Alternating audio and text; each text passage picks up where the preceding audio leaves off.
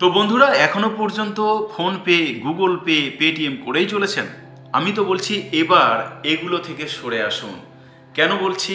তার একটাই কারণ, ফোনপে থেকে যখন আপনি আগে কোনো বিল পেমেন্ট করতেন তখন কি এক্সট্রা কোনো প্ল্যাটফর্ম ফি বলে দিতেন? 199 টাকার মোবাইল যখন রিচার্জ করতেন তখন 199 টাকাই লাগতো।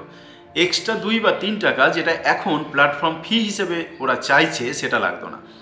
গুগল পেও সেম, পেটিএমও সেম। পেটিএম তো বর্তমানে ব্যান্ড হয়ে গেছে, একমাত্র ওয়ালেট থেকেই কাজ করা যাচ্ছে। যাই হোক, ফোনপে এবং গুগল পে এবার থেকে বর্জন করা শুরু করুন। তার একটাই কারণ, এরা ভারতে ব্যবসা করছে। গুগল পে আমেরিকার কোম্পানি, পেটিএম চাইনিজ কোম্পানি। সুতরাং এরা যে এক্সট্রা টাকাটা নিচ্ছে সেই টাকাটা বাইরের দেশে রপ্তানি হয়ে যাচ্ছে, বাইরের দেশে সমৃদ্ধি ঘটাচ্ছে, ওই সব কোম্পানি সমৃদ্ধি ঘটাচ্ছে, আমাদের ভারতের কিছু হচ্ছে না। এবার আপনি বলবেন 1 টাকা বা 2 টাকা বা 3 টাকাতে কি এসে যায়? কত টাকা কোথায় চলে যাচ্ছে, কোথায় উড়িয়ে দিচ্ছি? 1-2 টাকার হিসাব দিতে এসছেন আপনি? এবার বলি, আমাদের ভারতবর্ষে প্রায় 135 কোটি জনসংখ্যা। 100 কোটি বাদ দিন, 35 কোটি জনসংখ্যা যদি অনলাইন ট্রানজ্যাকশানে অভ্যস্ত হয়ে থাকে, তাহলে রোজ 1 টাকা করে হলেও 35 কোটি টাকা বাইরের দেশে চলে যাচ্ছে। জাস্ট 1 টাকা করে ধরলে। এবারে বাইরের দেশে টাকা পাঠিয়ে আমাদের তো কোনো লাভ নেই। বাইরের দেশে সমৃদ্ধি ঘটবে, ওইসব কোম্পানির সমৃদ্ধি ঘটবে, আমাদের ভারতের কোনো লাভ নেই। তাহলে এর থেকে উপায়টা কি? উপায় দেখুন, আমি এখনই ফোনপে থেকে দেখাচ্ছি। ফোনপেতে আমি এয়ারটেল ডিটিএইচ প্রতি মাসে একবার করে রিচার্জ করি এবং 180 টাকা রিচার্জ করতে চলেছি। দেখুন, 180 টাকা রিচার্জ করতে চলেছি এবং সেক্ষেত্রে আমাকে প্ল্যাটফর্ম ফি নিচ্ছে 3 টাকা। আমি বছরে 3 বারং 36 টাকা এক্সট্রা দিয়ে থাকছি। এছাড়া তো রেলের টিকিট কাটি, ট্রেনের টিকিট কেটে থাকি, রেস্টুরেন্টে খেতে গিয়ে বিল পেমেন্ট করি, সেক্ষেত্রে প্রচুর টাকা আমার কাছ থেকে চলে যাচ্ছে।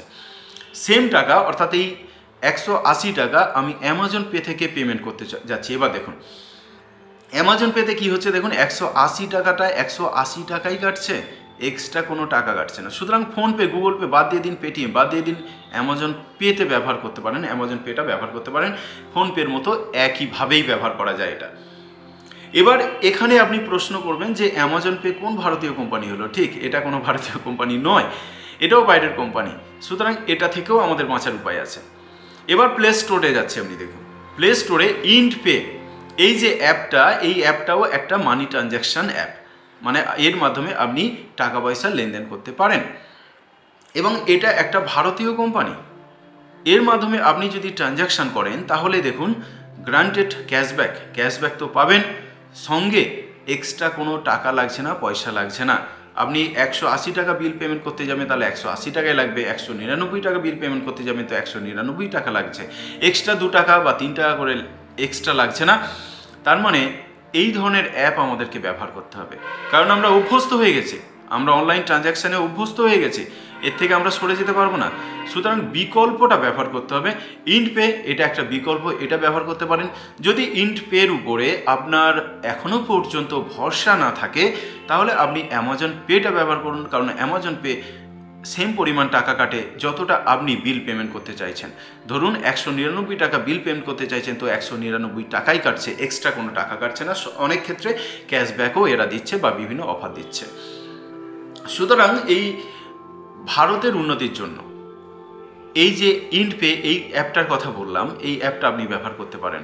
আপনি বলবেন আমি প্রমোশন করছি। প্রমোশন আমি করছি, হ্যাঁ, ভারতের হয়ে প্রমোশন করছি। এই কোম্পানি আমাকে কোনো টাকা দেয়নি যে আমি এর প্রমোশন করব।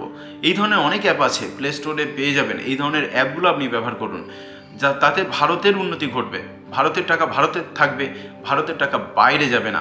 বিলিয়ন টাকা বাইরে চলে যাচ্ছে এইভাবে। এইসব কোম্পানি থেকে দূরে থাকুন, ইন্ড পে ব্যবহার করুন, বা ইন্ড পে যদি না ভালো লাগে তাহলে অ্যামাজন পে ব্যবহার করতে পারেন। এই ভিডিওটা সম্পূর্ণ জনস্বার্থে তৈরি করছি, জনগণের কাছে পৌঁছে যাবে এই আশা রেখে ভিডিওটা শেষ করব।